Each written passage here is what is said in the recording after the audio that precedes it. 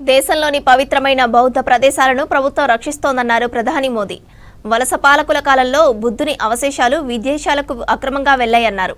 వాటిని అంతర్జాతీయ మార్కెట్లో వేలం వేయడాన్ని భారత్ అంగీకరించదని తెలిపారు. అండమాన్ నికోబార్ దీవుల అభివృద్ధికి కేంద్రం కృషి చేస్తోందన్నారు బీజేపీ నేతలు. వందే భారత్ స్లీపర్ ట్రైన్ త్వరలోనే అందుబాటులోకి వస్తుందని చెప్పారు.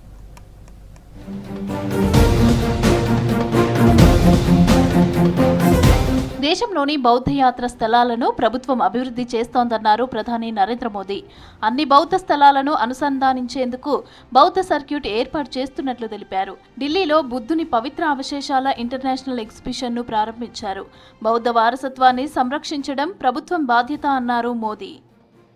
लेकिन भारत के लिए तो ये पवित्र रेलिक्स हमारे आराध्य का ही एक अंश है, हमारी सभ्यता का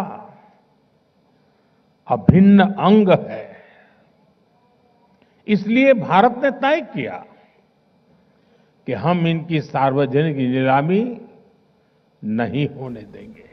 బుద్ధుడు చూపిన మార్గం మానవాళికి ఆదర్శనీయమని అన్నారు ప్రధాని మోదీ. వలస పాలకుల కాలంలో దేశంలోని పవిత్రమైన బుద్ధుని అవశేషాలు విదేశాలకు వెళ్లాయని చెప్పారు. వాటిని అంతర్జాతీయ మార్కెట్లో వేలం వేయడాన్ని భారత్ ఎప్పటికీ అంగీకరించదన్నారు. బుద్ధుడి పవిత్ర అవశేషాలు భారత నాగరికతలో అంతర్భాగమన్నారు మోదీ. भगवान बुद्ध का ज्ञान, उनका दिखाया मार्ग पूरी मानवता का है। बीते कुछ महीनों में भगवान बुद्ध से जुड़े पावन अवशेष जिस भी देश में गए वहां आस्था और श्रद्धा का ज्वार उमड़ आया।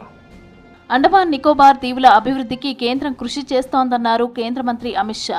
అండమాన్లో పర్యటించిన షా న్యాయ సంహిత ప్రదర్శన ప్రారంభించారు.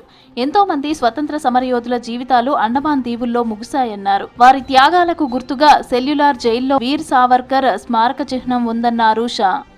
यहां हमारे स्वातंत्र्य सेनानियों ने पीड़ा को शक्ति में बदला था, एकांत को संकल्प में बदला था और यातना को स्वाधीनता तक सहन करके स्वाधीनता प्राप्त की थी।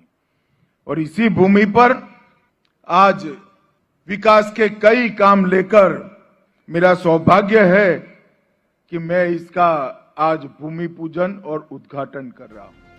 తొలి వందే భారత్ స్లీపర్ రైలును త్వరలో ప్రధాని మోదీ ప్రారంభిస్తారన్నారు కేంద్ర మంత్రి అశ్విని వైష్ణవ్. ఢిల్లీలో వందే భారత్ స్లీపర్ ట్రైన్ను స్వయంగా పరిశీలించారు. ఈ ట్రైన్ గౌహతి నుంచి కోల్కతా మధ్య నడపనుంది రైల్వే శాఖ.